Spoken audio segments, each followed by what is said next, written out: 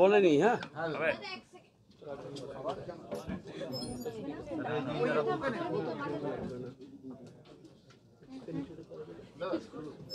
হ্যাঁ, আগামী 26 তারিখ 9:30 দিল্লিতে ভারত মণ্ডপে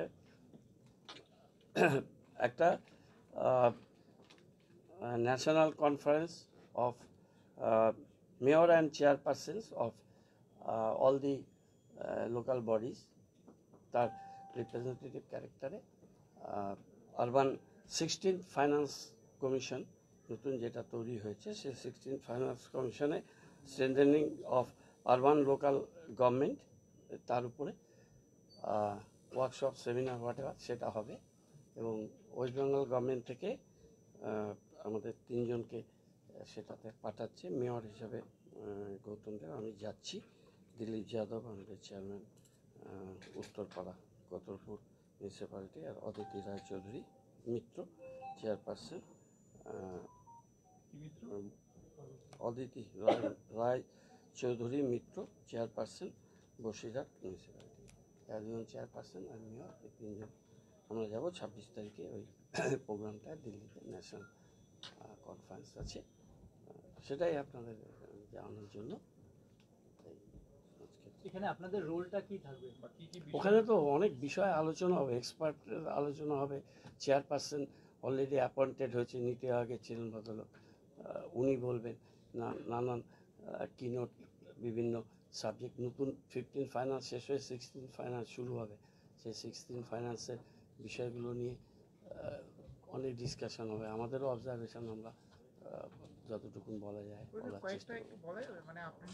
এটা আগে থেকে এরকম একটা ন্যাশনাল কনফারেন্সের আগের থেকে এটা বলাটা বাঞ্ছনীয় নয়। আমাদের যে সমস্যা বা আমাদের এই আরবান ডেভেলপমেন্টের যে বিষয়গুলো আমরা মনে করব তুলে ধরা, সেটা আমরা তুলে ধরবো।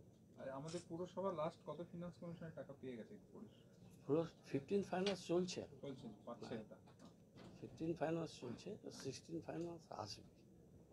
তার তো প্রত্যেকবারই কিছু নোমেনক্লেচার অনেক চেঞ্জ হচ্ছে, ফান্ডিং প্যাটার্ন চেঞ্জ হচ্ছে, কম্পোনেন্টস চেঞ্জ হচ্ছে, নানান বিষয় আছে, সেগুলো নিয়ে তো ডিসকাশন। ওরকম এটা আমাদের পুরসভা নিয়ে আমি যাচ্ছি না, পুরো এটা ন্যাশনাল কনফারেন্স, স্টেটকে রিপ্রেজেন্ট করতে যাচ্ছি। এটা শিলিগুড়ি পুরসভার একার ব্যাপার না। আমি তো বলবো আমাদের রাজ্যের দৃষ্টিভঙ্গি, এটা একটা ন্যাশনাল ইয়েতে ওরকমভাবে ভারতবর্ষে কত হাজার নিয়ম আর আছে, সেটা তো ওইভাবে তো কেউ বলে না।